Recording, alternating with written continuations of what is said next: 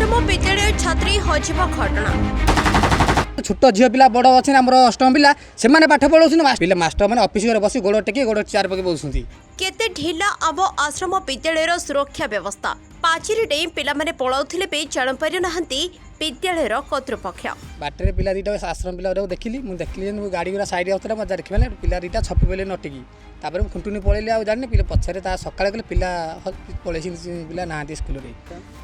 सार मत पचारे मुझे सार काली देखली पिला बाटर मुझे देखिली खुंटुनी आड़े जाऊे तापर ये बहुत अवहेला होची पिला दायित्व किसी नौना मास्टर मैंने बहुत आज्ञा मुख्य पुराणा रही मुख्य शासन चलती राज चलती आम गोटे पेसेंट की जगह ताला पकाऊनी आश्रम स्कूल गेट आम पूरे दूना मुझे कमिटी आज्ञा थी मोर अच्छी पद अच्छी मतलब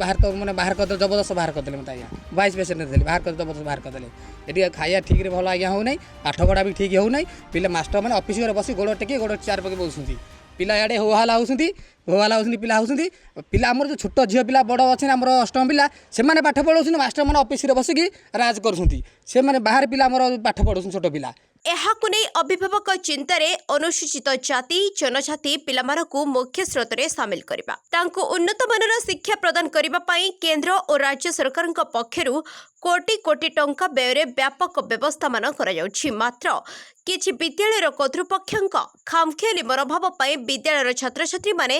असुरक्षित रहउछन्ते एभली एक घटना देखिबाकु मिलिछि कटक जिला आठगड़ ब्लॉक अंतर्गत राहांगुळ आश्रम विद्यालय विद्यालय दी जण छात्री पाचेरी डेई पळाइबा एहार एक ज्वलंत उदाहरण होइछि घटनार जणा पड़िला जेतेबेले पिलामानकु संध्या जलखिया देबा समय रे सहकारी सुपरिटेंडेंट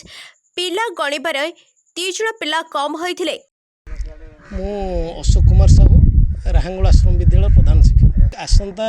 आमर जो गत काली ठीक 5:30 समय पिलामानकु जलखिया देवाई एपटू डका पिला हस्टेल को हस्टेल कैंपस रु बाहरी स्कूल कैंपस पटू आम रोसे घर थी से खावाई पिला आसते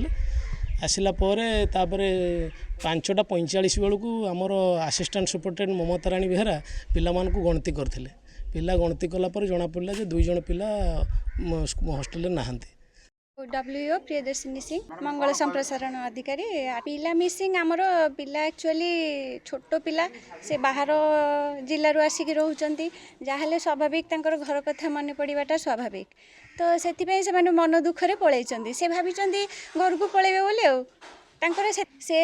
एक्चुअली से पाचेरी को डेंगी पलैंती पिला विद्यालय पक्षरु खोजा खोजी करा जायथिला एभली कि राति तमाम खुंटुली पुलिस सहायता रे खोजा जायथिले मध्य पिला माने मिली नथिले ता पर दिन खुंटुली स्टेशन पाखरे रहउथिबा आदिवासी संप्रदायन जनेक महिला सिले पतरा पिला मानकु आनी पाखरे रखिथिले सकाळे विद्यालय को खबर पाइथिले विद्यालय रो 2 जण पिला पाचेरी डेई पळाइबा समय रे केही किपरि जानि परिलेनी एहा एबे एठाकर सुरक्षा व्यवस्था रे प्रश्नवाची सृष्टि करिछि एभली घटना रे पिलांक सहित किछि भयंकर घटना घटी परिथांता जहाकु नै अभिभावक माने चिंता प्रकट करिसेंते।